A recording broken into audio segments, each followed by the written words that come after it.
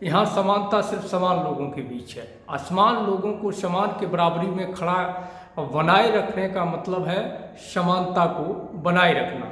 ये विचार है मंडल कमीशन के अध्यक्ष बिंदेशी प्रसाद मंडल के, जो मंडल कमीशन की बुक में, रिपोर्ट में दर्ज हैं। जय मंडल, जय भीम, जय फुले, जय पेरियार, जय जोहार, जय श्रमदान। मैं अनुभूत सिंह विद्रोही, राष्ट्रीय अध्यक्ष मंडल आर्मी। आज आप तमाम साथियों के आग्रह पर और इस समस्या को लेकर के देखते हुए मंडल कमीशन की जो बुक है वो उपलब्ध नहीं हो पा रही है आसानी से, और होती भी है तो काफ़ी महंगी होती है, हर किसी के लिए खरीदना थोड़ा सा कठिन है। तो इन बातों को दृष्टिगत रखते हुए आज मैं मंडल कमीशन की महत्वपूर्ण सिफारिशों को लेकर के इस वीडियो में चर्चा करूंगा। और ये थोड़ा सा वीडियो बड़ा हो सकता है, इसलिए मैं क्षमा चाहता हूं और आपसे ये अपील भी करूंगा, इस वीडियो को हर एक ओबीसी SC ST भाई के पास भेजने का काम करें। विशेष रूप से हर ओबीसी के पास जरूर इसको भेजें ताकि वो सुने और समझे कि उसके हक अधिकार क्या है, क्योंकि जो ओबीसी की लड़ाई है वो मंडल कमीशन से ही शुरू होती है, मंडल कमीशन पर ही ख़त्म होती है। तो हमें इसकी सिफारिशों के बारे में जानना बहुत ज़्यादा ज़रूरी है। बगैर जाने हम इस लड़ाई को नहीं लड़ सकते हैं। मंडल कमीशन की जो लड़ाई है इसको हमें समझना पड़ेगा। ये बहुत ही व्यापक लड़ाई है। मंडल कमीशन का जब गठन हुआ 1979 में, उसके बाद 1980 में मंडल कमीशन ने अपनी रिपोर्ट सौंपी। 81 में मंडल कमीशन ने रिपोर्ट तैयार करने से पहले बहुत व्यापक स्तर पर सर्वे किया। कुल 11 मापदंड तैयार किए गए, अलग अलग प्रश्नावली के सेट तैयार किए गए, जो अलग अलग विभागों को, राज्यों को भेजने का काम किया गया। और गैर हिंदू जातियों, गैर हिंदू समुदाय को ओबीसी के रूप में चिन्हित करने के लिए अलग से प्रश्नों का सेट तैयार किया गया। और पूरे देश में इसके लिए सर्वे कराने का काम किया गया। निजी संस्थाओं की भी मदद ली गई। उस समय के 407 जिलों में से 405 जिलों का सर्वे मंडल कमीशन ने करवाया। हर राज्य के पिछड़े वर्ग की जो संपूर्ण सूची थी उसको मिलाया गया, और जो तमाम राज्य थे उनमें शामिल आदिम जनजाति के 11 समूह, बाहरी जातियों, अपराधी जनजातियों के राज्यवार आंकड़े जुटाए गए। जो 1961 के आंकड़े थे उनको ओबीसी में शामिल करने का काम किया गया। व्यापक रूप से इसका सर्वे हुआ। तमाम कई सभा सेमिनार, सैकड़ों हजारों सभा सेमिनार किए गए, अलग अलग लोगों से इस पर बात की गई। सभी राज्य सरकार, केंद्र शासित प्रदेशों, केंद्र सरकार के मंत्रालयों, विभागों से प्रश्नावली के 2-2 सेट उनको भेजे गए, उनसे जानकारी मांगी गई। और जनता में भी इसका सर्वे किया गया। जनता में व्यापक रूप से जो है जाति को आधार जनता ने माना, जाति के आधार पर पिछड़ापन को इंगित किया जनता के सर्वे के आधार पर। और तमाम जो पत्रकार थे, पॉलिटिशियन थे, अलग अलग जो व्यवसाय में, अलग अलग प्रोफेशन में जो लोग थे, एक्टिविस्ट थे, उनसे इस पर सवालात किए गए। उसके बाद ये एक विस्तृत मंडल कमीशन की रिपोर्ट को तैयार किया गया, जिसके आधार पर ओबीसी को आरक्षण मिला, मंडल कमीशन लागू हुआ। तो अब इस पर जो है शुरुआत करेंगे, इसकी बात करेंगे, और जो महत्वपूर्ण पॉइंट हैं हम उन्हीं पर बात करेंगे। मंडल कमीशन की रिपोर्ट में लिखा है 13.4 पर कि ओबीसी अभ्यर्थियों को कुछ हजार नौकरियां देकर हम देश की कुल आबादी 52% पिछड़े वर्ग को अगड़ा बनाने में सक्षम नहीं होंगे, ये मंडल कमीशन का मानना है। लेकिन हम यह निश्चित रूप से मानते हैं कि यह सामाजिक पिछड़ेपन के खिलाफ लड़ाई का जरूरी हिस्सा है, जो पिछड़े लोगों के दिमाग में लड़ी जानी है। भारत में सरकारी नौकरी को हमेशा से प्रतिष्ठा और ताकत का पैमाना माना जाता है। तो इसलिए जब कोई व्यक्ति किसी प्रतिष्ठित पद पे होता है या सत्ता के गलियारे में होता है, तो उस समाज का जो माइंडसेट होता है वो इस तरीके से एक ऊपर जाता है कि अपना आदमी अब सत्ता के गलियारे में पहुंच गया है। इससे उसका हौसला बढ़ता है, मानसिक शक्ति उसकी बढ़ती है। 13.5 में लिखा है कि देश की करीब 52% आबादी को सत्ता में हिस्सेदारी देने से करीब करीब इनकार कर दिया गया। अब इसमें जल्द से जल्द सुधार किया जाना चाहिए। मंडल कमीशन की स्पष्ट सिफारिश है 13.5 पर कि देश की 52% ओबीसी को सत्ता में 52% भागीदारी दी जानी चाहिए और इस पर बड़े पैमाने पर सुधार की जो आवश्यकता है उसको किया जाना चाहिए। तो हम इसको आगे बढ़ाते हुए जो आरक्षण की योजना और मात्रा है उस पर आगे बात करेंगे। मंडल कमीशन 13.10 पर लिखा हुआ है कि देश में अनुसूचित जाति और जनजाति की आबादी 22.5% है। इसी के मुताबिक उन्हें जनसंख्या के अनुपात में सभी सेवाओं और केंद्र सरकार के सार्वजनिक उपक्रमों में 22.5% आरक्षण का प्रावधान किया गया है। राज्यों में भी एससी और एसटी के आरक्षण हर राज्य में उनकी आबादी के अनुपात में हैं। इसलिए 13.22 में दिया गया है कि पिछले अध्याय 31.22 में पिछले अध्याय पैरा 12.22 में हिंदू और गैर हिंदू ओबीसी की आबादी कुल आबादी के करीब 52% बताई गई है। इसी के मुताबिक केंद्र सरकार के सभी पदों पर ओबीसी के लिए 52% पद आरक्षित होने चाहिए। मंडल कमीशन स्पष्ट कहता है कि सभी पदों पर केंद्र सरकार के सभी उपक्रमों में सरकार के ओबीसी के लिए 52% पद आरक्षित होने चाहिए, लेकिन यह प्रावधान उच्चतम न्यायालय के तमाम फैसलों के खिलाफ जाता है, जिसमें यह निर्धारित किया गया है कि संविधान के अनुच्छेद 15(4) और 16(4) के तहत आरक्षण की कुल मात्रा 50% से नीचे होनी चाहिए। इसे देखते हुए ओबीसी के लिए आरक्षण एससी और एसटी के लिए निर्धारित 22.5% आरक्षण को जोड़कर 50% से नीचे होना चाहिए। कानूनी बाध्यता को देखते हुए आयोग ओबीसी के लिए सिर्फ 27% आरक्षण दिए जाने की सिफारिश करता है। यद्यपि अन्य पिछड़े वर्ग की असल आबादी इस आंकड़े के करीब दोगुनी है। मंडल कमीशन बड़े स्पष्ट रूप से कहता है कि ओबीसी को 52% आरक्षण मिलना चाहिए, लेकिन सुप्रीम कोर्ट के तमाम फैसलों और आर्टिकल संविधान के अनुच्छेद 15(4) और 16(4) के तहत जो आरक्षण की कुल मात्रा 50% बताई गई है, नीचे होनी चाहिए 50% से, उसको देखते हुए ओबीसी के लिए हम 27% आरक्षण की मांग करते हैं, सिफारिश करते हैं।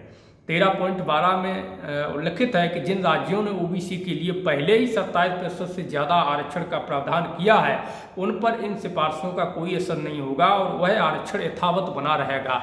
मंडल कमीशन ने स्पष्ट कहा है कि जिन राज्यों में 27% से ज़्यादा आरक्षण है, वहाँ पर वो आरक्षण 27% से अधिक यथावत बना रहेगा, उसको घटाया नहीं जा सकता है। 13.13 में सिफारिश की गई है कि आरक्षण की मात्रा के सिलसिले में उपरोक्त सामान्य सिफारिश के साथ आयोग निम्नलिखित सभी योजनाओं में ओबीसी के लिए आरक्षण का प्रस्ताव करता है। 13.13 में जो पहली सिफारिश है वो ये है कि खुली प्रतिस्पर्धा में मेरिट के आधार पर चुने गए ओबीसी अभ्यर्थियों को उनके लिए निर्धारित 27% आरक्षण कोटे में समायोजित नहीं किया जाना चाहिए। जो जनरल में फाइट करते हैं, जनरल में क्वालिफाई करते हैं, सिलेक्ट होते हैं, उनको आरक्षित सीटों में शामिल नहीं किया जाना चाहिए, उनको जनरल में ही रखा जाना चाहिए, जबकि आज इसके विपरीत हो रहा है। 13.13 के दूसरे पॉइंट में सिफारिश की गई है कि उपरोक्त आरक्षण सभी स्तरों पर, यानी 27% आरक्षण ओबीसी के लिए सभी स्तरों पर प्रमोशन कोटा में भी लागू किया जाना चाहिए। प्रमोशन पदोन्नति में आरक्षण, प्रमोशन में आरक्षण 27% सभी स्तरों पर ओबीसी के लिए लागू होना चाहिए। 13.13 की तीसरी सिफारिश है कि अगर आरक्षित कोटा खाली रहता है तो इसे 3 साल तक आगे बढ़ाया जाना चाहिए, उसके बाद उन पदों को अनारक्षित किया जाना चाहिए। 13.13 की चौथी सिफारिश है कि सीधी भर्ती में आरक्षित वर्ग के अभ्यर्थियों के लिए उम्र की ऊपरी सीमा में छूट का विस्तार ओबीसी के लिए उसी तरह किया जाना चाहिए जैसा कि एससी और एसटी के मामले में है, उसी तरह ओबीसी के लिए उम्र की सीमा में छूट होनी चाहिए। 13.13 की पांचवी सिफारिश है कि संबंधित प्राधिकारियों द्वारा हर श्रेणी के पदों के लिए रोस्टर व्यवस्था उसी तरह से लागू किया जाना चाहिए जैसा कि एससी और एसटी के अभ्यर्थियों के मामले में लागू है। अब 13.13 अब यहाँ पर 13.14 जो सिफारिश नंबर है उसमें सिफारिश की गई है कि आरक्षण की उपरोक्त योजना यथावत केंद्र व राज्य सरकार की, इसको गंभीरता से सुनिए, आरक्षण की उपरोक्त योजना यथावत पूरी तरीके से केंद्र व राज्य सरकार के सार्वजनिक क्षेत्र के उपक्रमों में भी लागू होनी चाहिए। साथ ही सभी राष्ट्रीयकृत बैंकों में भी यही प्रावधान आरक्षण का ओबीसी के लिए किया जाना चाहिए। ये 13.14 सिफारिश है। 13.15 नंबर पर जो सिफारिश की गई है उसमें स्पष्ट लिखा गया है कि सरकार से किसी भी तरीके से वित्तीय सहायता पाने वाले निजी क्षेत्र के, जो प्राइवेट क्षेत्र हैं, निजी क्षेत्र के सभी प्रतिष्ठानों में कर्मचारियों की भर्ती में उपरोक्त तरीके से करने के लिए बाध्य किया जाना चाहिए। यानी कि जितने निजी क्षेत्र हैं जो सरकार से किसी भी तरीके की वित्तीय सहायता पाते हैं, उनमें जो कर्मचारियों की भर्ती होती है उसके लिए नियम बनाया जाना चाहिए कि उन्हें बाध्य किया जाना चाहिए कि वो वहाँ पर 27% ओबीसी आरक्षण को लागू करके ही भर्ती करें। 13.16 नंबर सिफारिश है कि सभी विश्वविद्यालयों व उनसे जुड़े कॉलेजों में भी आरक्षण को उसी तरह उपरोक्त योजना लागू होनी चाहिए। 13.17 नंबर की जो सिफारिश है इसमें लिखा है कि इन सिफारिशों को, ये भी बड़ा गौर से आपको सुनना है, इन सिफारिशों को प्रभावी बनाने के लिए यह जरूरी है कि पर्याप्त वैधानिक प्रावधान सरकार की ओर से किए जाए, जिसमें मौजूदा अधिनियमों, कानूनों, प्रक्रिया आदि में संशोधन शामिल है, जिससे वे इन सिफारिशों के अनुरूप बन जाएं। स्पष्ट रूप से मंडल कमीशन ये सिफारिश करता है कि 27% ओबीसी आरक्षण को सभी जगह सही से, निजी क्षेत्र, सरकारी क्षेत्र, हर जगह सही से ही, नौकरियों से लेकर के उद्योग धंधों में, बैंकों में, हर जगह सही तरीके से लागू किया जा सके पूर्ण रूप से। इसके लिए ज़रूरी है कि ऐसे कानून बनाए जाएं, ऐसी कानूनी व्यवस्था तैयार की जाए जिसके तहत जो है इन सिफारिशों के अनुरूप जो बन जाए और कोई भी इस आरक्षण का उल्लंघन न कर सके और इसको लागू करने पर बाध्य हो। अब यहाँ पर जो एजुकेशन को लेकर रेगुलेशन है, रिफॉर्म है, मंडल कमीशन में सबसे बड़ा जो रिफॉर्म है एजुकेशन रिफॉर्म है, तो हम उस पर बात करते हैं क्योंकि नौकरियों की सिफारिश महज सीमित है। सबसे बड़ा रिफॉर्म एजुकेशन रिफॉर्म है, लैंड रिफॉर्म है, तो और जो फाइनेंशियल रिफॉर्म है उसकी तरफ हमें गौर करनी होगी। हमारी 13.18 में बोला गया है कि हमारी जो शैक्षणिक व्यवस्था का स्वरूप है चरित्र के हिसाब से आप जानते हैं। तो हम यहाँ पर आपको मुख्य पॉइंट बता रहे हैं क्योंकि वीडियो अगर पूरा बोलेंगे तो 2-2.5 घंटे का हो जाएगा, इसलिए हम मुख्य पॉइंट आपको बताते हुए आगे चल रहे हैं। तो अब यहाँ पर मंडल कमीशन सिफारिश करता है कि शैक्षणिक सुधार पर विचार करना आयोग का कार्य क्षेत्र नहीं है, इसलिए हम इस पर ज़्यादा कुछ नहीं कह सकते। हम सिर्फ मौजूदा ढांचे में इस दर को कम करने का सुझाव दे सकते हैं। तो इसमें मंडल कमीशन आगे अपनी सिफारिश में कहता है 13.19 में अन्य पिछड़े वर्ग के विद्यार्थियों की विभिन्न राज्य सरकारें तमाम शैक्षणिक छूट दे रही हैं। अध्याय 9 पैरा 9.30 से 9.33 इनमें शिक्षण शुल्क में छूट, मुफ्त किताबें और कपड़े, मध्याह्न भोजन, विशेष हॉस्टल सुविधा, भत्ते आदि शामिल हैं। ये छूट ठीक है, लेकिन दी जा रही ये सुविधाएं पर्याप्त नहीं है। शायद इसके लिए राज्यों के पास पर्याप्त धन नहीं है, जिसकी वजह से इस तबके के लिए अलग से कार्यक्रम नहीं बन पाते। इसके लिए अलग से धन का प्रावधान किया जाना चाहिए, जिससे अलग से योजना चलाकर गंभीर और ज़रूरतमंद विद्यार्थियों को प्रोत्साहित किया जा सके और उनके लिए उचित माहौल बनाया जा सके। 13.19 में मंडल कमीशन स्पष्ट सिफारिश करता है कि राज्य सरकारों को ओबीसी के लिए, एजुकेशन के लिए एक बढ़िया माहौल तैयार करने के लिए अलग से धन की व्यवस्था की जानी चाहिए। उनको अलग से धन केंद्र सरकार के द्वारा मुहैया कराया जाना चाहिए। 13.20 में मंडल कमीशन कहता है कि अच्छी तरह से ज्ञात है कि ज़्यादातर पिछड़े वर्ग के बच्चे अनियमित और उदासीन विद्यार्थी हैं। उनकी स्कूल छोड़ने की दर बहुत ज़्यादा है। इनकी दो प्रमुख वजह हैं। पहला ये कि बच्चे बहुत ही सामाजिक सांस्कृतिक रूप से दबे कुचले समाज में पलते हैं, इसलिए उन्हें स्कूल जाने की प्रेरणा सामान्यतः नहीं मिलती है। दूसरे, इनमें से ज़्यादातर विद्यार्थी बहुत गरीब परिवारों से आते हैं। उनके माता पिता उन पर दबाव बनाने को बाध्य होते हैं कि वे बहुत ही कम उम्र से उनके काम में हाथ बटाएं। इसके लिए मंडल कमीशन 13.21 में कहता है कि सांस्कृतिक माहौल को उठाना बहुत ही सुस्त प्रक्रिया है। इन बच्चों को कृत्रिम रूप से उन्नत माहौल में भेजना या रख पाना देश के मौजूदा संसाधनों के हिसाब से संभव नहीं है। इसे देखते हुए, उस समय की बात है, इसे देखते हुए सिफारिश की जाती है कि समस्या का समाधान सीमित और चुनिंदा आधार पर 2 मोर्चों पर किया जाए। पहला, प्रौढ़ शिक्षा के लिए गहन एवं समयबद्ध कार्यक्रम शुरू किया जाना चाहिए, जहाँ ओबीसी की घनी आबादी है। यह बुनियादी प्रेरक परियोजना है। पूरी तरह से प्रेरित माता पिता उनके बच्चों को शिक्षित करने में गंभीरता दिखाएंगे। दूसरे, पिछड़े वर्ग के विद्यार्थियों के लिए इन इलाकों में आवासीय विद्यालय खोले जाने चाहिए, जिससे उन्हें गंभीरता से पढ़ने का माहौल मिल सके। इन स्कूलों में रहने खाने जैसी सभी सुविधाएं मुफ्त मुहैया कराई जानी चाहिए, जिससे गरीब और पिछड़े घरों के बच्चे इनकी ओर आकर्षित हो सकें। ओबीसी विद्यार्थियों के लिए अलग से सरकारी हॉस्टल की व्यवस्था की जानी चाहिए, जिनमें उपरोक्त सुविधाएं हों। यह सही दिशा में बढ़ाया गया एक कदम होगा। मंडल कमीशन कहता है कि पिछड़े वर्ग के बच्चों को पढ़ाने के लिए, एजुकेशन से जोड़ने के लिए उन ओबीसी की घनी आबादी के क्षेत्रों में हॉस्टल्स, सरकारी हॉस्टल्स खोले जाने चाहिए। उनके लिए विशेष सुविधाएं उनको मुहैया कराई जानी चाहिए और जागरूकता कार्यक्रम संचालित किए जाने चाहिए।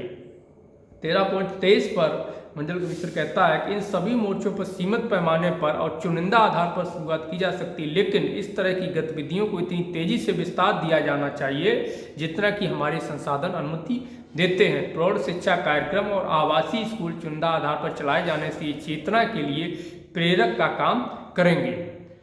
यह प्रेरणा पूरे समाज के लिए होगी और इसका असर कई गुना होगा। जहां कुछ राज्यों ने पिछड़े वर्ग के विद्यार्थियों को मिलने वाली अस्थायी छूटों को विस्तार दिया है, वहीं इन सुविधाओं को एकीकृत करने की गंभीर कोशिशें भी की गई हैं। इसका मकसद समग्र योजना लाकर गुणात्मक सुधार करना और ओबीसी विद्यार्थियों के लिए शिक्षा का बेहतर माहौल उपलब्ध कराना है। 13.24 पर मंडल कमीशन कहता है कि कुल मिलाकर के शिक्षा का बदलाव बड़ा वाहक है। पिछड़े वर्ग को शिक्षित करना सबसे बेहतरीन उपाय है, जिसके माध्यम से वे अपनी छवि और सामाजिक दर्जा सुधार सकते हैं। ओबीसी हमारी शैक्षणिक व्यवस्था की बहुत ज़्यादा फजील खर्ची को वहन नहीं कर सकते हैं। ऐसे में यह बहुत ज़रूरी है कि उनकी शिक्षा बहुत ज़्यादा व्यावसायिक प्रशिक्षण की ओर झुकी हुई हो। कुल मिलाकर के सेवाओं में आरक्षण से शिक्षित ओबीसी का एक बहुत छोटा हिस्सा ही नौकरियों में जा सकता है। शेष को व्यवसायिक कौशल की जरूरत है, जिसका वह फायदा उठा सकें। यह शिक्षा में कुछ वर्ष निवेश का मुनाफा होगा। 13.25 में मंडल कमीशन की सिफारिश है कि यह भी स्वाभाविक है कि अगर उपरोक्त सुविधाएं ओबीसी को दी जाती हैं, तब भी वे अन्य के साथ प्रतियोगिता करके तकनीकी और पेशेवर संस्थानों में प्रवेश पाने में सफल नहीं होंगे। इसे देखते हुए सिफारिश की जाती है कि ओबीसी विद्यार्थियों के लिए सभी वैज्ञानिक, तकनीक और प्रोफेशनल इंस्टीट्यूशन में आरक्षण की व्यवस्था की जाए, जो केंद्र व राज्य सरकारें चलाती हैं। यह आरक्षण संविधान के अनुच्छेद 15(4) के मुताबिक होगा और आरक्षण का प्रतिशत उतना ही होगा जितना कि सरकारी सेवाओं के लिए सिफारिश की गई है। यानी इन संस्थाओं में अन्य पिछड़े वर्ग के लिए 27% आरक्षण का प्रावधान होना चाहिए। जिन राज्यों ने पहले ओबीसी के लिए 27% आरक्षण का प्रतिशत से ज़्यादा आरक्षण का प्रावधान रखा है, उन पर इन सिफारिशों को कोई असर नहीं होगा। उनका आरक्षण यथावत रहेगा जो पहले से है। 13.26 में मंडल कमीशन कहता है कि आरक्षण का प्रावधान लागू किए जाने में यह भी सुनिश्चित किया जाना चाहिए कि जिन विद्यार्थियों ने आरक्षित कोटे से प्रवेश पाया है, उन्हें उच्च शिक्षा में पूरा लाभ मिले। यह सामान्यतः देखा गया है कि साधनहीन तबके से आने वाले ओबीसी विद्यार्थी अन्य विद्यार्थियों के साथ कदम से कदम मिलाकर चलने में सक्षम नहीं होते हैं। ऐसे में यह बहुत जरूरी है कि ऐसे सभी विद्यार्थियों के लिए तकनीकी और प्रोफेशनल इंस्टीट्यूशन में विशेष कोचिंग की सुविधा प्रदान की जाए। संबंधित प्राधिकारियों को स्पष्ट किया जाना चाहिए कि आरक्षित कोटे में विभिन्न इंस्टीट्यूशन में प्रवेश दे देने से ही उनका काम पूरा नहीं हो जाता है। काम हकीकत में देखें तो असल काम प्रवेश देने के बाद शुरू होता है। इन विद्यार्थियों के लिए विशेष कोचिंग सहायता जैसी पर्याप्त फॉलोअप कार्रवाई की जानी चाहिए। अगर ऐसा नहीं किया जाता है तो वह विद्यार्थी न सिर्फ हताश और बेइज्जत महसूस करेंगे बल्कि देश को कम मानक के इंजीनियर, डॉक्टर व अन्य पेशेवर मिलेंगे। मंडल कमीशन का स्पष्ट कहना है कि आरक्षित कोटे से आने वाले विद्यार्थियों के लिए अलग से कोचिंग की व्यवस्था की जानी चाहिए। वित्तीय सहायता को लेकर के जो मंडल कमीशन की सिफारिश है, अब हम उस पर आगे बढ़ते हैं। 13.27 में मंडल कमीशन की सिफारिश है कि औद्योगिकीकरण के परिणाम स्वरूप पुश्तैनी काम करने वाले व्यवसायी समुदाय के लोग खासे प्रभावित हुए हैं। मशीनी उत्पाद और सिंथेटिक सामग्री ने गांव में बर्तन बनाने वालों, तेल निकालने वालों, लोहार, बढ़ई आदि का काम छीन लिया। यह काम समुदाय विशेष के लोग पीढ़ियों से करते थे, जिससे उनकी रोजी रोटी चलती थी। देश भर में इन वर्गों का काम छिन जाने के बारे में सबको जानकारी है। ऐसे में यह बहुत ज़रूरी हो गया है कि गांव में रहने वाले ऐसे वर्गों के लोगों को उचित संस्थागत वित्तीय व तकनीकी सहायता और व्यावसायिक प्रशिक्षण मुहैया कराई जानी चाहिए, जिससे वे अपने दम पर छोटे उद्योगों की स्थापना कर सकें। इसी तरह की सहायता उन ओबीसी अभ्यर्थियों को भी मुहैया कराई जानी चाहिए जिन्होंने विशेष व्यावसायिक प्रशिक्षण प्राप्त कर लिया। मंडल कमीशन कहता है स्पष्ट रूप से कि उचित संस्थागत वित्तीय सहयोग, आर्थिक मदद मुहैया कराई जाए, तकनीकी सहायता मुहैया कराई जाए, व्यावसायिक प्रशिक्षण मुहैया कराया जाए, ताकि ओबीसी वर्ग के तमाम जो लोग हैं वो अपना छोटा छोटा व्यवसाय, उद्योग खोल करके वो आगे बढ़ सकें। 13.29 में सिफारिश है कि निश्चित रूप से ज़्यादातर राज्य सरकारों ने विभिन्न वित्तीय व तकनीकी एजेंसियों की स्थापित की हैं, जिससे छोटे और मझोले उद्योगों को बढ़ावा मिल सके। लेकिन ये सबको पता है कि सिर्फ प्रभावशाली तबके के सदस्य ही इन एजेंसियों का लाभ उठा पाने में सक्षम है। मंडल कमीशन कहता है कि बेशक तमाम राज्य सरकारों ने तमाम जो है एजेंसियां स्थापित की हैं, वित्तीय एजेंसियां स्थापित की हैं, पेशेवर एजेंसियां स्थापित की हैं, लेकिन इनका जो लाभ है तकनीकी एजेंसियों का, जो कुछ समृद्ध लोग हैं, वही प्रभावशाली लोग हैं, वही इनका लाभ उठाते हैं। इसे देखते हुए बहुत ही जरूरी है कि पिछड़े वर्ग की वित्तीय व तकनीकी सहायता के लिए अलग से वित्तीय संस्थान की व्यवस्था की जाए। मंडल कमीशन सिफारिश करता है कि पिछड़े वर्ग के लोगों को लाभ मिल सके, इसके लिए जरूरी है कि पिछड़े वर्ग के लोगों के लिए अलग से तकनीकी सहायता के लिए वित्तीय संस्थान की अलग से व्यवस्था की जाए, उसका गठन किया जाए। कर्नाटक और आंध्र प्रदेश जैसे राज्यों ने पहले ही ओबीसी के लिए अलग वित्तीय निगमों आदि की व्यवस्था की है, यहाँ पर उदाहरण भी दिया है। 13.30 पर जो सिफारिश है उसमें मंडल कमीशन कहता है कि पेशेगत जो समूह हैं, पेशेगत समूहों की सहकारी समितियां भी बहुत मददगार होंगी अगर इनकी देखभाल व प्रबंधन करने वाले सभी पदाधिकारी और सदस्य वंशानुगत पेशे से जुड़े लोगों में से हों और बाहरी लोगों को इसमें घुसने और शोषण करने की अनुमति नहीं होगी, तभी इसका फायदा होगा। मंडल कमीशन की सिफारिश 13.30 स्पष्ट कहती है कि जो पेशेगत समुदाय है उनके लिए सहकारी समितियां बनाई जाएं और उन समितियों में सदस्य से लेकर के अध्यक्ष तक हर व्यक्ति उसी पेशे से जुड़ा हुआ व्यक्ति होना चाहिए। किसी अन्य व्यक्ति को इसमें घुसने की अनुमति नहीं होनी चाहिए, यानी कि इससे जो सहकारी समितियां हैं इनमें शामिल होने की अनुमति किसी अन्य समुदाय के व्यक्ति को नहीं होनी चाहिए। 13.31 जो मंडल कमीशन की सिफारिश है वो उसमें मंडल कमीशन कहता है कि देश के औद्योगिक और कारोबारी जिंदगी में ओबीसी की हिस्सेदारी नगण्य है। जो व्यवसाय है और कारोबार है उसमें ओबीसी की हिस्सेदारी एकदम जीरो है। इस भेदभाव से उनके निम्न आय के स्तर का पता चलता है।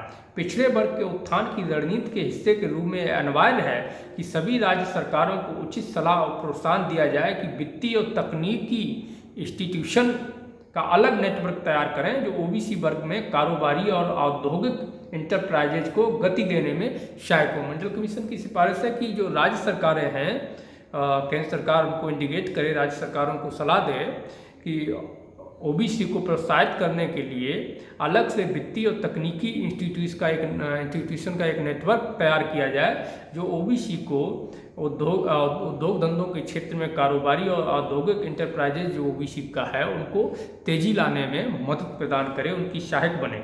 अब ढांचागत बदलाव को लेकर के सिफारिशें हैं।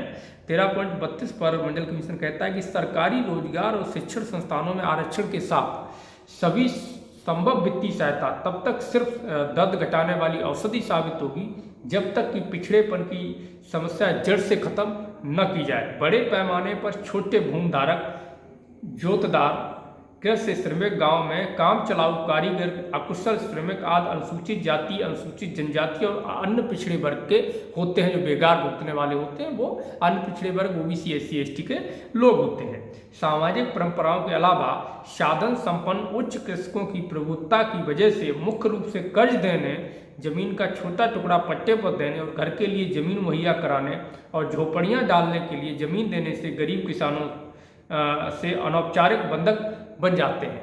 वो कहते हैं कि मुख्य रूप से जैसे झोपड़ी डालने के लिए किसी ने ज़मीन दे दी, घर के लिए ज़मीन दे दी, कोई छोटा सा पट्टा दे दिया, तो उसकी वजह से वो बेचारे जो भूमिहीन हैं, वो जो बड़े जोतदार हैं, उनके बंधक बन जाते हैं, मधुआ मजदूर बन जाते हैं।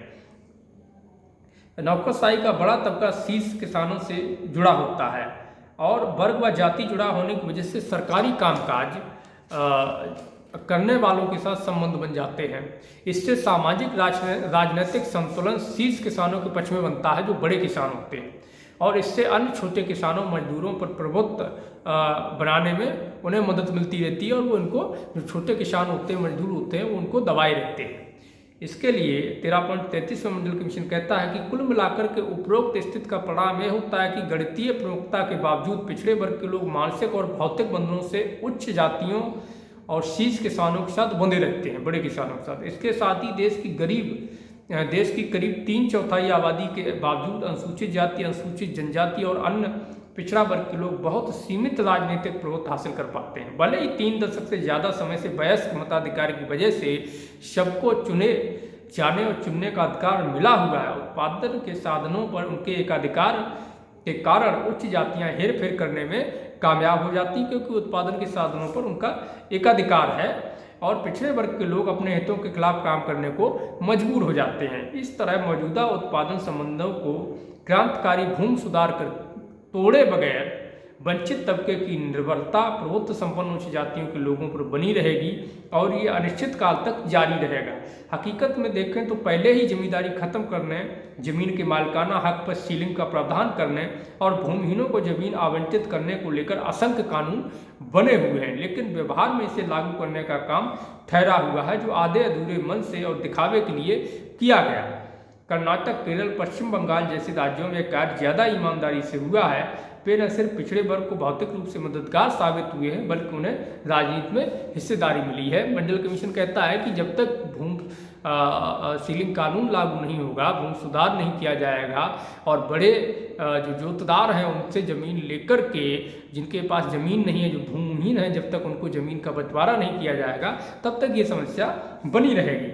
13.34 में मंडल आयोग सिफारिश करता है कि आयोग का यह दृढ़ मत है कि मौजूदा उत्पादन संबंधों में क्रांतिकारी बदलाव किया जाना सबसे महत्वपूर्ण कदम है, जो सभी पिछड़े वर्गों के कल्याण और उत्थान के लिए किया जा सकता है। भले ही यह विभिन्न वजहों से औद्योगिक क्षेत्र में संभव नहीं है, लेकिन कृषि क्षेत्र में सुधार व्यवहारिक और दीर्घावधि से लंबित है। 13.35 में मंडल कमीशन कहता है कि इसलिए आयोग ये सिफारिश करता है कि सभी राज्य सरकारों को प्रगतिशील भूमि सुधार कानून लागू करना चाहिए, जिससे देश भर के मौजूदा उत्पादन संबंधों में ढांचागत एवं प्रभावी बदलाव लाया जा सके। 13.36 में मंडल कमीशन सिफारिश करता है कि इस समय अतिरिक्त भूमि का आवंटन एससी और एसटी को किया जाता है। भूमि सीलिंग कानून आदि लागू किए जाने के बाद से मिली अतिरिक्त जमीनों को ओबीसी भूमिहीन श्रमिकों को भी आवंटित किया जाना चाहिए। मंडल कमीशन कहता है कि जो अतिरिक्त भूमि सीलिंग कानून लागू होने के बाद जो अतिरिक्त जमीन मिली है, उसको एससी एसटी के तरह ही भूमिहीन जो ओबीसी हैं उनको भी दिया जाना चाहिए, जो मजदूर हैं, कामगार हैं। 13.37 में मंडल कमीशन ने 4 सिफारिशें की हैं। पहला सिफारिश है कि 13.37 की पहली सिफारिश है कि कुछ पेशेगत समुदाय जैसे मछुआरों, बंजारा, बासकोड़, खाटवार आदि अभी देश के कुछ हिस्सों में अछूत होने के दंश से पीड़ित हैं। उन्हें आयोग ने ओबीसी के रूप में सूचीबद्ध किया है, लेकिन सरकार द्वारा उन्हें अनुसूचित जाति अनुसूचित जनजाति की सूची में शामिल करने पर विचार करना चाहिए। मंडल कमीशन कहता है 13.37 की पॉइंट नंबर 1 पर कि जो कुछ पेशेगत जातियां हैं जैसे मछुआरा, बंजारा, बासकोट, खाटवार, तो इन्हें आयोग ने ओबीसी में शामिल तो कर लिया है, लेकिन इनकी स्थिति बहुत ज़्यादा खराब है, इसलिए सरकार को विचार करना चाहिए थी कि इन्हें एससी और एसटी में शामिल करें।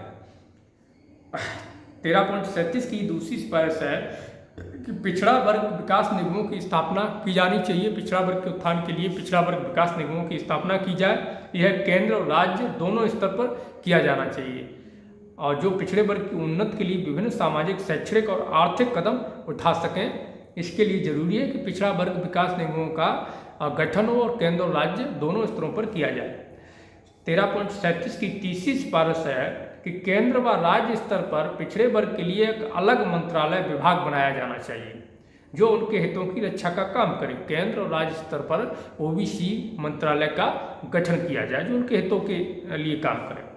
मंडल कमीशन की 13.37 के सिफारिश की चौथी सिफारिश है पॉइंट की हिमाचल, इसमें देखिए बड़ा गंभीरता से सुनिएगा। मंडल कमीशन सिफारिश करता है कि हिमाचल प्रदेश के गद्दियों, महाराष्ट्र के नव बौद्धिस्टों, तटीय इलाकों के मछुआरों, जम्मू कश्मीर के गुज्जरों जैसे ओबीसी के कुछ बहुत पिछड़े घटकों को बेहतर, बहुत पिछड़ी जो जातियां इनके जैसी, उनको बेहतर प्रतिनिधित्व देने के विचार से यह सिफारिश की जाती है कि उन इलाकों को परसीमन के वक्त अलग निर्वाचन क्षेत्र के रूप में चिन्हित किया जाना चाहिए। यानी कि इसको स्पष्ट ऐसे समझ सकते हैं कि मंडल कमीशन ने कहा है कि जो हिमाचल के गद्दी हैं और महाराष्ट्र के नव बौद्धिस्ट हैं, जो नदियों के किनारे के तटीय इलाकों के मछुआरे हैं और जम्मू कश्मीर के जो गुज्जर हैं और इनकी जैसी अन्य ओबीसी जातियां हैं, उनके लिए अलग से विधानसभा लोकसभा सीटों को परसीमन के तहत आरक्षित किया जाना चाहिए ताकि उनको राजनीति में प्रतिनिधित्व मिल सके। अब केंद्रीय सहायता को लेकर के मंडल कमीशन की सिफारिश 13.38 में मंडल कमीशन कहता है कि इस समय अन्य पिछड़े वर्ग के कल्याण के किसी कदम के लिए किसी राज्य सरकार के लिए कोई केंद्रीय सहायता उपलब्ध नहीं है। 18 राज्यों व केंद्र शासित प्रदेशों को इस तरह के काम करने के लिए अपने संसाधनों से धन मुहैया कराना पड़ता है। आयोग के दौरे के समय व्यवहारिक तौर पर पाया गया है कि हर राज्य सरकार ने कहा है कि केंद्र सरकार जब तक पिछड़े वर्ग के उत्थान के लिए चलाई जाने वाली विशेष योजनाओं में वित्तीय स्वतंत्रता नहीं देती है, यह उपलब्ध संसाधनों पर कर पाना मुश्किल है। राज्य सरकारों द्वारा अपने संसाधनों से अन्य पिछड़े वर्गों के लाभ के लिए बहुत सार्थक योजना चला पाना संभव नहीं है। 13.39 में मंडल कमीशन सिफारिश करता है कि आयोग इस मसले पर राज्य सरकारों के विचार से पूरी तरह सहमत है और सिफारिश करता है कि पिछड़े वर्गों के लिए तैयार की गई सभी विकास योजनाओं का वित्त पोषण उसी तरीके से और उसी मात्रा में किया जाना चाहिए जैसा कि अनुसूचित जाति और अनुसूचित जनजाति के मामले में व्यवस्था की गई है। मंडल कमीशन की 13.40 जो सिफारिश है उस पर हम नज़र डालते हैं। मंडल कमीशन कहता है कि आयोग की सिफारिशें लागू करने की अवधि के बारे में आयोग की राय है कि पूरी योजना को 20 साल के लिए लागू की जानी चाहिए और उसके बाद इसकी समीक्षा की जानी चाहिए। हमारी सलाह है कि एक पीढ़ी के इस चक्र से सामाजिक जागरूकता आएगी और पीढ़ीगत प्रगति होगी। कम अवधि में की गई कोई भी समीक्षा मनमानी होगी और इससे हमारी सिफारिशों के असर का उचित संकेत नहीं मिल सकेगा। ओबीसी के दर्जे और जीवन शैली में कोई बदलाव हुआ है या नहीं, ये पता नहीं चल पाएगा, ये मंडल कमीशन कहता है। और यहाँ पे एक बात और मैं स्पष्ट कर दूं कि नहीं तो कुछ लोग जैसे संविधान में राजनीतिक पॉलिटिकल रिजर्वेशन को लेकर के 10 साल का दिया गया है, उसी तरह इसको समझने लगे कि भाई अब तो ये 30 साल हो गया। मंडल कमीशन ने कहा है कि पूरी सिफारिशों को लागू करने के 20 साल के बाद समीक्षा की जानी चाहिए। तो अभी तो 2 सिफारिश लागू हुआ है, 30 बाकी है, तो इस धैर्य रखिएगा, ज़्यादा उत्साहित मत हो जाइए कि अब तो 30 साल हो गया, समीक्षा किया जाए, ये किया जाए, वो किया जाए।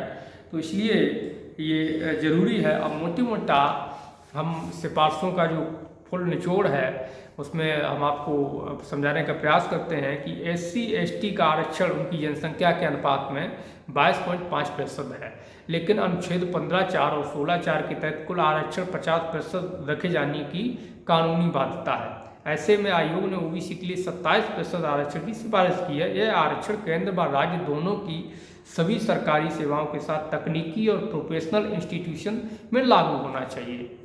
विद्यार्थियों के सांस्कृतिक पर्यावरण को दुरुस्त करने के लिए विशेष शैक्षणिक सुविधाओं की डिजाइन तैयार की जानी चाहिए। यह चरणबद्ध तरीके से चुनिंदा इलाकों में किया जाना चाहिए जहां OBC का घनत्व ज़्यादा है। व्यावसायिक प्रशिक्षण पर विशेष जोर दिया जाना चाहिए। तकनीकी और प्रोफेशनल इंस्टीट्यूशन में OBC विद्यार्थियों को अलग से कोचिंग सुविधा मुहैया कराई जानी चाहिए, जिससे वे खुले कोटे में विद्यार्थियों की बराबरी करने में सक्षम हो सकें।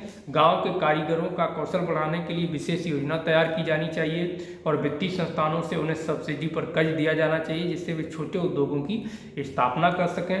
देश के औद्योगिक और कारोबारी जीवन में हिस्सेदारी बढ़ाने के लिए OBC को प्रमोट किया जाना चाहिए। राज्य सरकारों को OBC के लिए वित्तीय व तकनीकी इंस्टीट्यूशन का अलग नेटवर्क तैयार करना चाहिए। उत्पादन से जुड़ी मौजूदा व्यवस्था में पिछड़े वर्ग के लोग मुख्य रूप से छोटे भूमिधारक, बटाई व खेती करने वाले कृषि श्रमिक और गाँव के कारीगर आदि हैं। इनकी आजीविका धनी किसानों पर निर्भर है। इसे देखकर पता चलता है कि OBC मानसिक और शारीरिक रूप से दबंग जातियों और वर्गों के बंधक बने हुए हैं। जब तक उत्पादन संबंधों में ढांचागत बदलाव करके क्रांतिकारी सुधार नहीं किया जाता है और देश भर में सही तरीके से भूमि सुधार लागू नहीं किया जाता है, तब तक OBC पूरी तरह से स्वतंत्र नहीं होंगे। इसे देखते हुए भूमि सुधार को सभी राज्यों को सर्वोच्च प्राथमिकता पर रखा जाना चाहिए। इस समय अन्य पिछड़े वर्गों के लिए चलाई जाने वाली कल्याणकारी योजनाओं के लिए केंद्रीय सहायता की कोई व्यवस्था नहीं है। कुछ राज्यों में पिछड़े वर्ग के लिए विकास कार्यक्रम चलाए जाने को लेकर असमर्थता जताई है, क्योंकि उनके पास संसाधन नहीं है। ऐसे में सिफारिश की जाती है कि खासकर OBC के लिए तैयार की कल्याणकारी योजनाओं को उसी तरह और उसी मात्रा में केंद्र सरकार की ओर से वित्त पोषण किया जाना चाहिए, जैसा कि SC और ST के मामलों में होता है। अब मोटा मोटी हम यहाँ पर कुछ चीज़ें आपके सामने बताना चाहते हैं कि मंडल कमीशन का जो मसला है सिफारिशों का, वो केवल जो है 1-1.5% बची हुई नौकरियों में 27% हिस्सेदारी भर का नहीं है। मंडल कमीशन की, जैसा कि स्पष्ट लिखा है, मंडल कमीशन ने कहा है कि चूंकि OBC की आबादी 52% है तो उसको 52% भागीदारी मिलनी चाहिए, लेकिन जो प्रावधान है OBC आरक्षण 50% से नीचे रहना चाहिए, उसको देखते हुए 27% की सिफारिश की जाती है। मंडल कमीशन ने जाति जनगणना की भी सिफारिश की कि जाति जनगणना करवाई जाए, जनसंख्या के अनुपात में भागीदारी होनी चाहिए। निजी क्षेत्र में स्पष्ट सिफारिश है कि जो सरकारी निजी संस्थाएं या प्रतिष्ठान सरकारी वित्तीय सहायता से संचालित हो रहे हैं, किसी तरह की सहायता लेते हैं, उनमें 27% OBC का आरक्षण लागू होना ही चाहिए। OBC के बच्चों के एजुकेशन के लिए सरकारी हॉस्टल्स खोले जाएं, आवासीय विद्यालय खोले जाएं, उनके लिए तमाम तरह की स्कॉलरशिप की व्यवस्था की जाए, निःशुल्क कोचिंग की व्यवस्था की जाए, उनके रहने खाने की सरकार की तरफ से व्यवस्था की जाए, उनके लिए पुस्तकों आदि की व्यवस्था सरकार की तरफ से की जाए, उनके लिए अन्य जागरूकता के लिए कार्यक्रम चलाए जाएं, उनको प्रेरित किया जाए। एजुकेशन रिफॉर्म को लेकर के, लैंड रिफॉर्म को लेकर के जो भूमि सीलिंग कानून, भूमि सुधार कानून लागू किया जाए और जो भूमिहीन OBC है उनको जो अतिरिक्त भूमि है, भूमि सुधार कानून बाद बचती है उसको दिया जाना चाहिए। जो भूमिहीन है, मल्लाह हैं, नवबौद्धिस्ट हैं, गद्दी हैं, गुज्जर है, जो जातियां हैं जम्मू कश्मीर आदि की, ऐसी तमाम जो OBC की अति पिछड़ी जातियां हैं, उनके लिए परसीमन के वक्त अलग से निर्वाचन क्षेत्र का गठन किया जाना चाहिए, आरक्षित किया जाना चाहिए। OBC के लिए वित्तीय आयोग, वित्तीय निगमों का गठन किया जाना चाहिए। OBC मंत्रालयों का गठन राज्य स्तर पर, केंद्र स्तर पर अलग अलग दोनों तरीके से होना चाहिए। OBC के लिए सहकारिता मंत्रालय, जो पेशेगत जातियाँ उनके लिए सहकारिता मंत्रालय बनाए जाने चाहिए। उनमें किसी अन्य जाति की एंट्री पर रोक होनी चाहिए।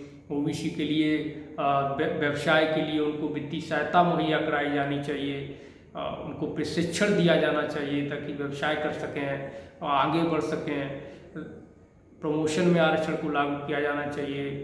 विधानसभा लोकसभा जो राजनीतिक क्षेत्र में पॉलिटिकल रिजर्वेशन होना चाहिए, तमाम वो सिफारिशें कुल मिलाकर के जिस तरह SC ST, कई बार ये जिक्र मंडल कमीशन की सिफारिश में किया गया कि जिस तरह SC और ST को जो सुविधाएं दी गई हैं उसी तरह सारी सुविधाएं OBC को दी जानी चाहिए। कुल मिलाकर के अगर हम एक लाइन में कहें, जो हमारे तमाम OBC भाई हैं जो बहकावे में आ जाते हैं, कहते हैं SC ST खा जा रहा है, उसको सब मिल रहा है, तो मंडल कमीशन स्पष्ट कहता है और कई बार इस बात का जिक्र मंडल कमीशन में किया गया, जोर दिया गया कि जिस तरह SC ST को जो लाभ दिया जाता है वही लाभ OBC को भी दिया जाना चाहिए। इसका कई बार जिक्र किया गया है मंडल कमीशन की सिफारिशों में।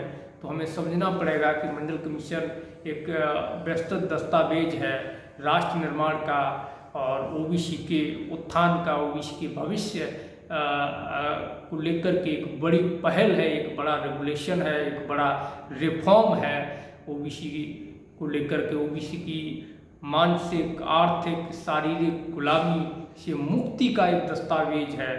ये बहुत बड़ी लड़ाई है, हम सबको मिलकर के इस लड़ाई को लड़ने की आवश्यकता है। मैं तो कहता हूँ कि आप सभी से अपील करता हूँ, ये मंडल कमीशन की बुक है हमारे पास में, आप सभी इसको खरीदें। ऑनलाइन अमेजन वगैरह पर, अमेजोन वगैरह पर मिल जाती है, फ्लिपकार्ट वगैरह पर मिल जाएगी, अन्य जगह पर भी आपको मिल सकती है। रेलवे स्टेशन, बड़े बड़े जो जंक्शन होते हैं वहाँ पर बुक स्टॉल होते हैं, वहाँ पर आपको मिल जाएगी। जो बड़े बड़े बुक स्टॉल हैं, आप मंगा सकते हैं कहीं से भी। तो इसको पढ़ें, इसको समझने का काम करें। और लड़ाई अब जो है, जो लड़ाई है वो 27% की लड़ाई नहीं रह गई है। अब लड़ाई आबादी के अनुसार आरक्षण की है, अनुपात में आरक्षण की है। तो हमें मिलकर लड़ने की ज़रूरत है। जातिवार जनगणना के लिए लड़ने की ज़रूरत है। जब हम जातिवार जनगणना कराएंगे तभी सारा खेल खुल के सामने आएगा। उसके बाद ही हम आबादी के अनुसार अपने आरक्षण की अधिकार की लड़ाई को लड़ पाएंगे। इसके लिए हमें संगठित रूप से मूवमेंट चलाने की बहुत ज़्यादा आवश्यकता है। तो साथियों, ये जो सिफारिशें हैं मंडल कमीशन की, हमने मोटे मोटे तौर पर आपके सामने रखने का प्रयास किया है ताकि आपको इस सिफारिशों के विषय में जानकारी प्राप्त हो सके। क्या मंडल कमीशन की सिफारिशें हैं, क्या उनमें कहा गया है, आप समझ सकें कि कितना विस्तृत ये दस्तावेज है। वैसे तो ये बहुत मोटी पुस्तक है, और अगर पॉइंट बाय पॉइंट ना बोल करके पूरी सिफारिशों को अगर एक तरफा इसको बोला जाए, पढ़ा जाए, पूरी रिपोर्ट को पढ़ा जाए, तो ये वीडियो हमें लगता है कि 8-10 घंटे का वीडियो हो जाएगा। इसलिए हमने जो मुख्य पॉइंट है वो आपके सामने रखे हैं।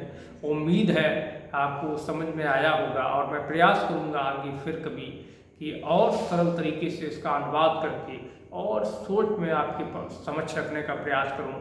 तब तक के लिए हमारी आपसे अपील है कि इस वीडियो को हर एक OBC भाई के पास भेजने का काम करें, विशेष रूप से OBC के पास भेजने का काम करें, SC ST भाइयों को भी भेजने का काम करें, और पसमानदा मुस्लिम जो भाई है, पसमानदा OBC समाज के मुस्लिम भाई हैं, उनको भेजने का काम करें। हर एक OBC SC ST Pasmanda minority के पास इस वीडियो को भेजें, और अपने गाँव के जो ग्रुप्स हैं उनमें भेजें, अपने गांव के जो नौजवान साथी हैं उनको ये वीडियो भेजें, ताकि उनको पता चले कि उनका हक अधिकार क्या है, क्या उनको मिलना चाहिए जो उनको नहीं मिल रहा है। अपने जानने वाले रिश्तेदार को, जो भी आपके रिलेशन में आपका मित्र है जो बैकवर्ड से आता है, शेड्यूल कास्ट से आता है, शेड्यूल ट्राइब से आता है, पसमानदा समाज से, माइनॉरिटी समाज से आता है, उन सबको ये वीडियो भेजने का काम करें, ताकि उन्हें मंडल कमीशन की सिफारिशों के बारे में जानकारी मिल सके, उनके हक अधिकार के बारे में जानकारी मिल सके। जब तक आप जानेंगे नहीं तब तक आप लड़ नहीं पाएंगे। इसलिए ज़रूरी है इस वीडियो को अधिक से अधिक आप लोग शेयर करें और पूरे समाज के जो हमारे साथी हैं उनके साथ पहुंचाएं। अभी समय है, क्योंकि आत्मसम्मान मंडल संकल्प यात्रा जो चल रही थी बिहार में, वो बिहार में नगर निगम, नगर पंचायत के चुनाव में लगी आचार संहिता की वजह से पोस्टपोन है। जैसे ही आचार संहिता हटती है, यात्रा फिर आगे बढ़ेगी और ये 2024 तक यात्रा कंटिन्यू चलेगी। तो यात्रा में भी आप हमारा आर्थिक रूप से, शारीरिक रूप से सहयोग करने का काम करें। ये बड़ी लड़ाई है। कोई भी व्यक्ति अकेले कोई आंदोलन नहीं चला सकता। जितने लोग कहते हैं कि नहीं मैं किसी से मदद नहीं लेता, मैं अपने दम पर करता हूँ, वो लोग एकदम झूठ बोलते हैं। आप खुद करके देख लीजिए, अपने दम पर नहीं कर सकते। मैं बड़ा स्पष्ट कहता हूँ कि ये लड़ाई मैं अपने दम पर नहीं चला सकता हूँ। मैं बोलता रहूँगा, अकेले चिल्लाता रहूँगा, उससे कुछ नहीं होगा। मूवमेंट को बड़ा बनाना होगा, उसके लिए धन चाहिए, लोग चाहिए, संसाधन चाहिए। तो वो अकेले व्यक्ति की बस की बात नहीं, वो आप सभी के साथ, हम सबके साथ और सहयोग से, छोटे छोटे कंट्रीब्यूशन से ही संभव है। छोटा छोटा सहयोग आप करेंगे, उसी से संभव है।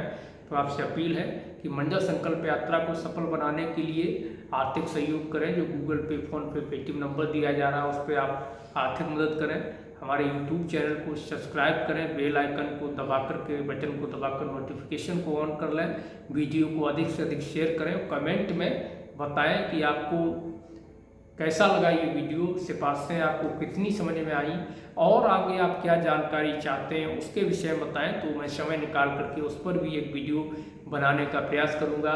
तो शुक्रिया साथियों। पुनः अपील है कि शेयर अवश्य करिए और चैनल को सब्सक्राइब करिए, सभी साथियों तक इसको पहुँचाइए। जय भीम, जय मंडल, जय फुले, जय पेरियार, जय संविधान, जय जोहार।